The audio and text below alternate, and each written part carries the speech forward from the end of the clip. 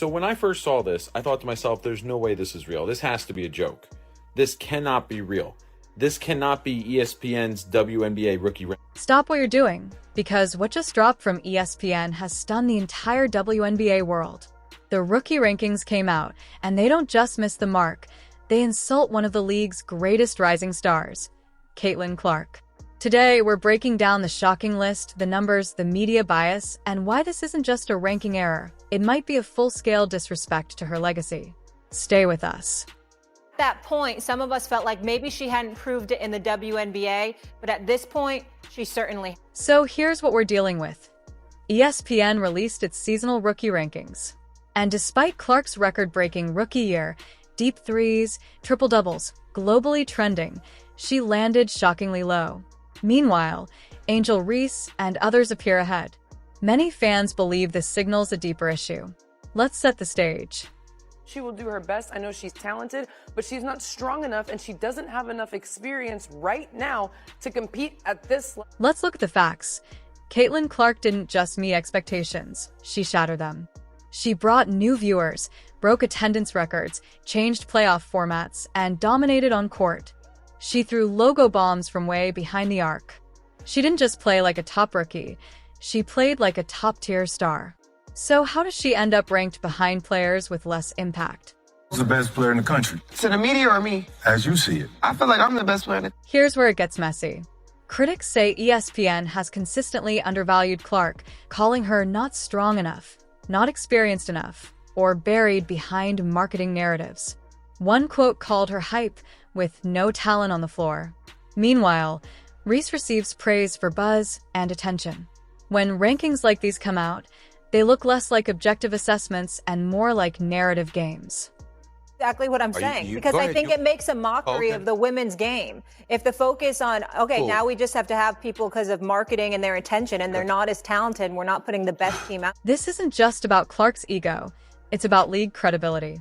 If the biggest breakout star of the year is ranked behind others without explanation, fans start asking, does the media even understand this league? Does ESPN? And if not, what does that mean for women's basketball growth? When one ranking sends a message, it reverberates in locker rooms, in front offices, and on social feeds. Then I was like, this is ESPN, and they are owned by Disney. And I was like, okay, maybe this stupidity makes a little bit more sense. But then I was like, okay, maybe there's like a stat or stats that I'm missing, right? That maybe I'm overlooking something as to why Angel Reese is better than Caitlin Clark this season. Players aren't silent either. Some express frustration publicly. Others whisper behind closed doors. They see Clark being ranked low despite delivering more. Experts note that this could reflect outdated criteria, gendered expectations, or simply old-school media inspectors not keeping up.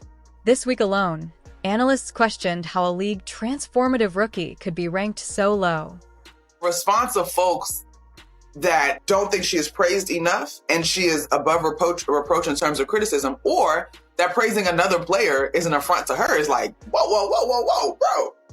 Like, also, like, you're not mentioned talking about women's basketball. I've never ever seen you before in my life. Think about it from Clark's perspective. At 23, with the weight of the league on her shoulders, she didn't ask to be the face of the WNBA. But they made her that. They celebrated her when she scored. They leveraged her when they needed buzz. Now, when they publish the rookie rankings, she gets ranked 6th. That's more than an oversight, it stings. It sends a message that even when you perform, you may not be seen. The Angel may have exceeded expectations, even more so than Kate. So what happens now? Will ESPN rethink the criteria? Will the WNBA demand better coverage? Will Clark or her camp respond? The narrative is shifting. And if the media doesn't catch up, fans will go elsewhere. Bad perception spreads faster than highlight reels. The league's next decade depends not just on talent, but on trust. Swoops all y'all other haters out there, and I'm gonna call you out, man. Cause it's blatantly obvious why you're hating on the young. What do you think? Was this ranking a slap in the face of one of the greatest rookie seasons in WNBA history? Or was there something else at play? Drop your take in the comments, click like if you believe fair recognition matters, and subscribe for full WNBA breakdowns. behind-the-scenes updates, and the stories the mainstream won't tell. We'll keep tracking this. Stay tuned. Versus Caitlin Clark, and that is just absolutely false. It is unfair to the women that have been there building this league to this moment so that Caitlin Clark's popularity could take it to the... ESPN just made one of the most controversial decisions of the season. Their official WNBA rookie rankings have dropped, and fans are furious. Despite leading the league in viewership, breaking attendance records, and changing women's basketball forever, Caitlin Clark was disrespected. And what ESPN did next? It's not just biased, it's personal. This is the story of how the media turned on its biggest star. All I gotta say is she's lucky this UConn team isn't healthy. And that's a true statement. That's wrong, Molly. Monica? That's wrong, Molly. Molly, like it's excuses. 5 top players, it's excuses, am I right? Molly. It's excuses. Major injury. You would not be saying that if it wasn't UConn. Major stars not playing. Listen, excuse me, it's her against Caitlin Clark. Stephen A. Ain't no excuses. Stephen you A. got there. No, I want to hear that now. Stephen A. Let me tell you, if Paige Georgetown Beckers- get back in the mix, I'm going to be insufferable. I'm just telling you that now. What? If Paige Beckers didn't basically miss 2 seasons, I don't know if we'd be talking about Caitlin Clark the way we... When ESPN released its mid-season rookie rankings, fans expected one name at the top, Caitlin Clark.